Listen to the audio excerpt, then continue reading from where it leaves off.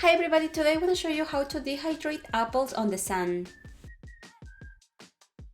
Choose the apples that you prefer. I like the green ones because they are more acidic than the red ones. Then your next step is removing the seeds, but this is optional. If you want to prevent the apples to become brown, you have to put them on water mixed with a little bit of lemon. I did this in a few ones to see if it really works, and I will show you later how they look. The next step is slicing the apples. Try to make them thin because they will dry faster. Now you have to place the apples on a mesh.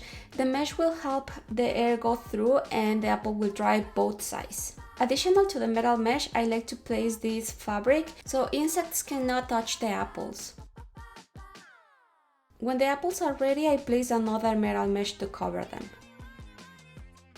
Then I place them on the sand and let them dry for 2 days. By the way, the temperatures here go between 30 degrees in summer, so it's very sunny and very hot. That's why they dried in 2 days. Remember to bring them back inside every night because the mist can make them wet. And this is how they look after 2 days. Now, to know if they are fully dry, when you touch them, you shouldn't feel any type of moisture, and they feel like a leathery texture.